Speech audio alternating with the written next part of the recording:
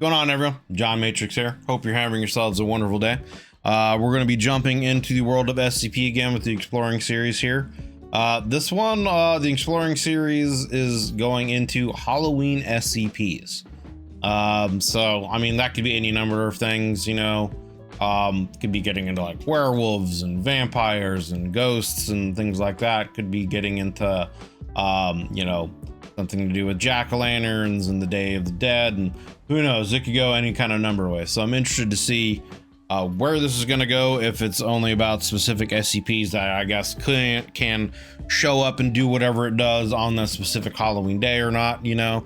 And if that is the case, you know, would that mean that Santa's an SCP, the Easter Bunny an SCP, or, you know, all these various holiday creatures, could they be SCPs in and of themselves? Oh, excuse me. So, as always, links to the original video with that, my commentary and reaction, and to the Exploring series channel are down below in the description. If you do me a favor, click on those links. If you like this video, give it a like, check out his channel, maybe give him a sub, see if there's other ways to support him if you would like to support him. Yeah, he's a great guy, makes a lot of great content for a lot of various universes, so check out his stuff. And if you would like to, there's a join button down below. You can check out the YouTube membership benefits that I offer and see if any of those tiers would have any kind of interest to you. But regardless of all that, I just appreciate you guys coming and hanging out and watching the videos, which is what we are going to do now. So, bada boop, bada boop.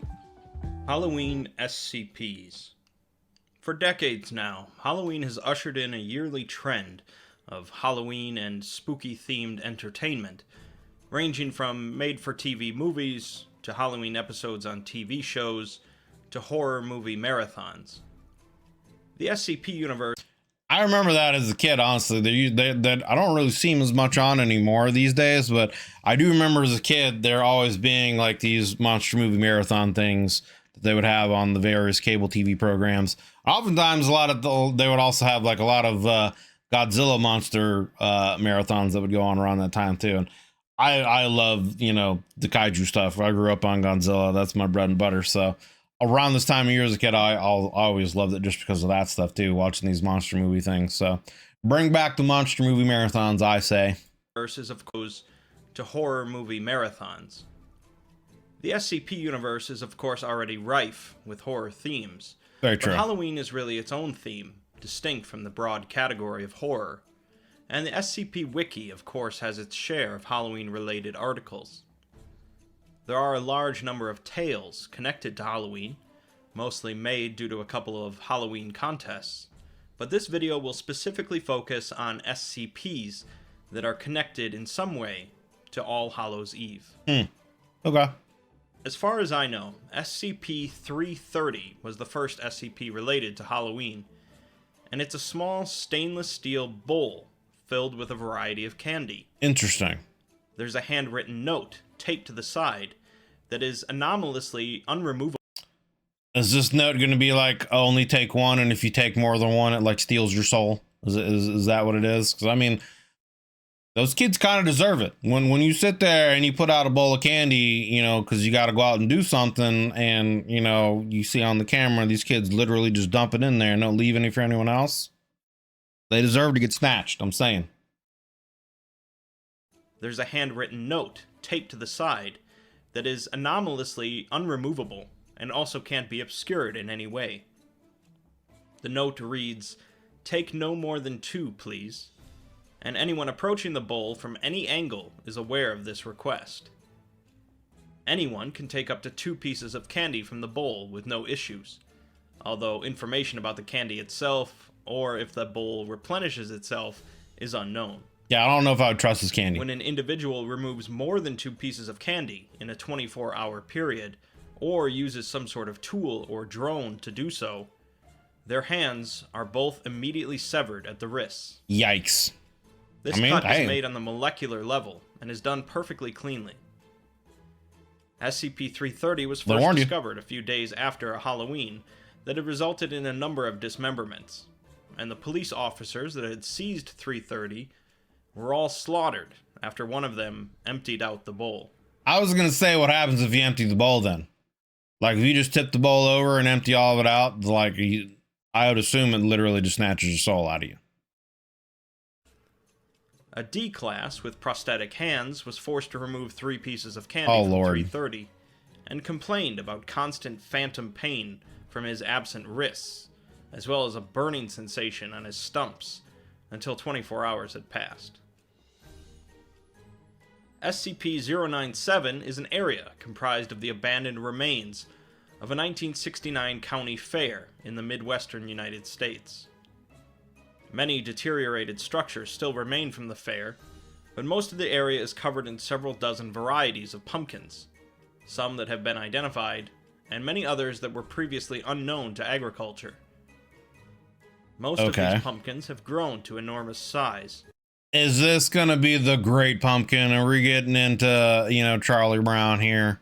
Is this gonna be the SCP that is actually the Great Pumpkin? With the average weight being around 550 pounds. That's a big ass pumpkin. A maze-like arrangement of plant life across SCP-097. In the center of the area is a massive pumpkin, 24 feet tall, weighing approximately 33,000 pounds. Good lord. Which is situated on top of a crushed Buick pickup truck. That's a great pumpkin. Between April and November of each year, SCP-097 produces a number of anomalous effects, ranging from hearing or seeing small children in the area, to Foundation personnel dying due to their chest cavity being filled with pumpkin seeds, to groups of skeletons breaking out of pumpkins and hanging themselves from trees. Children in an undetermined range from 097 will begin to sleepwalk around their neighborhoods, before eventually walking to 097, where they will likely be killed by childlike entities that emerge from the pumpkins, who then take the children's remains and throw them into the giant pumpkin. SCP-3540 is a phenomenon that affects abandoned properties in the United States throughout October. Just like decorates them. Ones in neighborhoods where there is a low rate of crime, an above-average child population, and where the owners of the property have recently died. The exterior of the property will begin to manifest a large number of Halloween decorations, similar to those found in stores. That's kind of funny. It's an SCP that just decorates abandoned homes and Halloween stuff. That's kind of funny. Non-synthetic materials. The interior of the building will experience an anomalous renovation, with rooms restored and furniture and decorations added. During the event, the property will be occupied by 2 entities, who are generally seen wearing long black robes with large hoods that obscure their faces. That's creepy. And 2 harvesting tools were seen hanging next to their door. They have only been seen in the evening, engaging in typical household chores, and are amiable to Foundation personnel. In a discussion post, the author explains that these 2 entities are essentially Grim Reapers, who take a yearly vacation every October. That's actually hilarious, dude. They get a day off during October or whatever, and they just chill out. They decorate the house for Halloween, and they're just taking a break from going out in death, and they're just chilling and having fun. That's pretty funny, actually.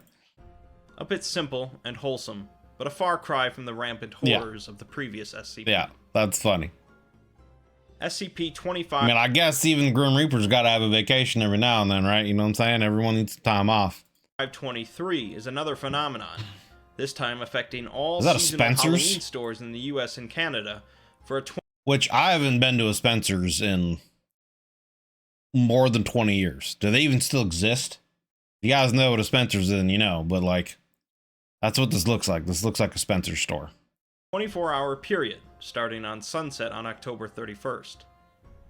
During this time, the interior of all of these stores will join together anomalously, allowing people to enter one store and interact with individuals from all of the other stores.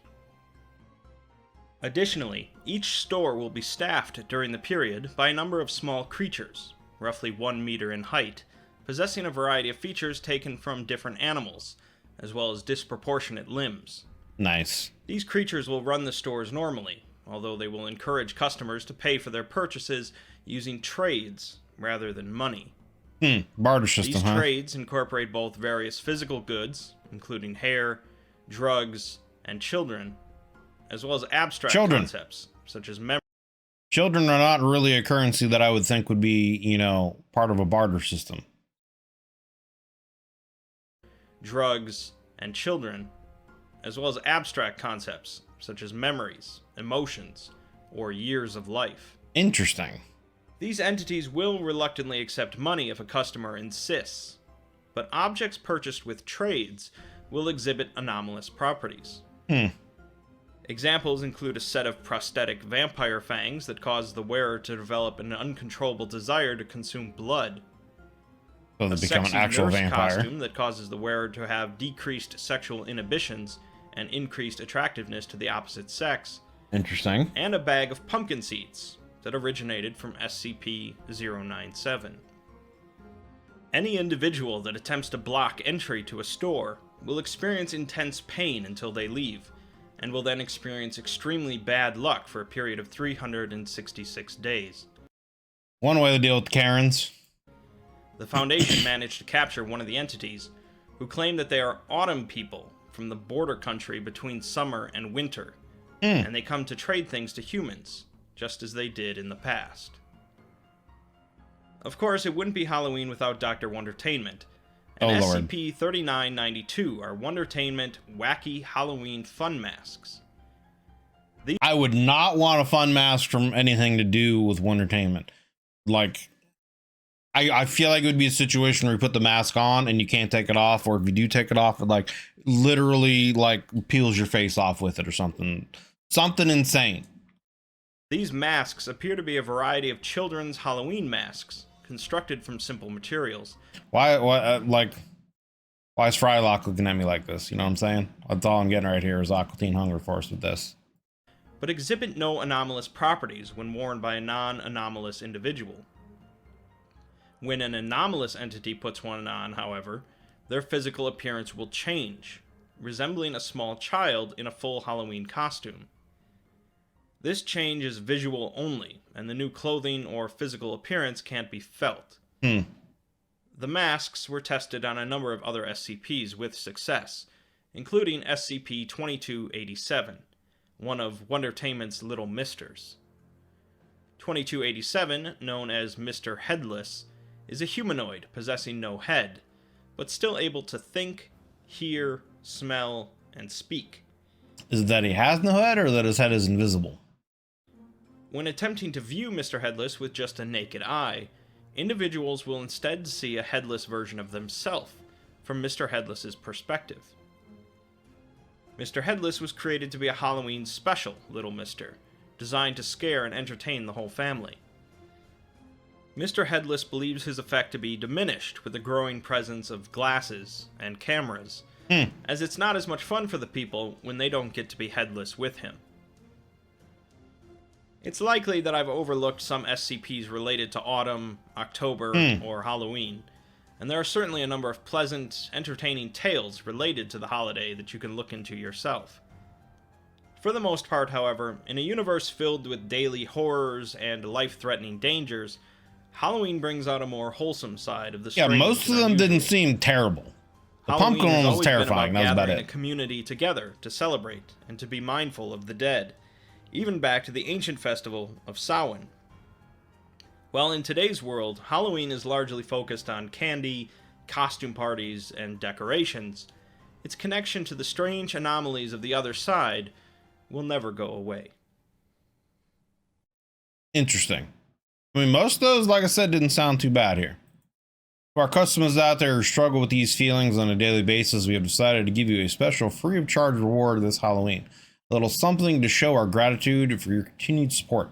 In this box, you will find a complete set of our new Wondertainment Wacky Halloween Fun Masks. Celebrate this Halloween with a costume so amazingly convincing, you won't even be able to recognize yourself.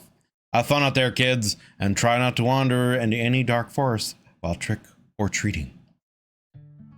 Yeah, I'm good on that. I'm good on that. Never putting out anything from Wondertainment whatsoever.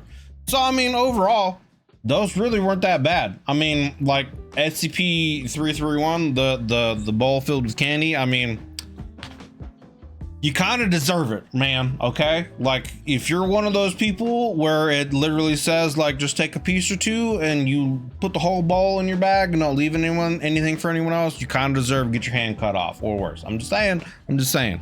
Okay, like you have it coming. There's a warning there. You know, listen, the Great Pumpkin one is the only one out of that sounds kind of terrifying. I was thinking it was gonna go more kind of literally along the Charlie Brown side of things, where it would be some kind of, you know, benevolent SCP that would, you know, maybe give one child or something like that, you know, that it shows some kind of wish that it could do. But nope. Kid starts sleepwalking and it snatches them up and eats them essentially. And then it has some weird skeletons that erupt from pumpkins and hang themselves up as decorations, I guess. Or, you know, if adults get too close, it fills up their stomach or chest cavity with pumpkin seeds until they essentially drown in them or something. Yeah, no, we're good as far as that goes. The most hilarious one though is the Grim Reapers that go on vacation. They're just like, yep, this couple just died here, you know, we're gonna squat in this house for the month, and you know, we just decorate it, y'all. We're just here to have, you know, some chill off time. This one was a rough transition, you know, so we just need a little break, a little breather after this, so we're all good. That one's pretty funny. And then just like the little creatures that come and trade, you know, during Halloween with people, you know, that's just whatever, you know. So interesting little set of Halloween SCPs. I was thinking things would get into more kind of like what you would think of with, you know, Halloween stuff. Like I said, vampire stories, werewolf stories of the undead, mummies, you know, whatever, but nothing like that. Although the idea of some of the goods that the autumn creatures trade with people, if you give them anything other than money, like if you actually barter with them what they want, they'll have anomalous properties, like, you know, the sexy nurse outfit actually making the wearer more attractive, and whatever to the opposite sex. That's kind of funny and interesting. And then the vampire fangs actually, you know, kind of turning you into a real vampire. So, you know, stuff like that's pretty fascinating, but it's an interesting little kind of like side off SCP little stories here. So, but yeah, so that's gonna do it for this one, guys. Appreciate you hanging out and watching the videos. If you enjoyed this video, consider leaving a like and a sub, as I would greatly appreciate it. It helps me and helps the channel grow. As always, links are down below in the info section to the Exploring Series channel and to the original channel here without my commentary and reaction. If you would do me a favor, click on those links. If you liked his video, you know, Exploring Series video, give it a like. Go check out his channel. He does a lot of videos and stuff for a lot of different universes, Lord of the Rings, etc. So check out his content, you know, give the guy a sub if you like his stuff. If you would like to, there is a join button somewhere down below this video. If you would like to support me, take your support for this channel to the next level, you can check out the YouTube membership benefit tiers and see if any of those would have any interest to you. But like I said earlier, I just appreciate you guys taking the time to come out and hang in and watch the video. So thank you guys very much for doing so. Hope you're having a wonderful day whenever you're watching this, and I will see you all on the next one. Take it easy, guys.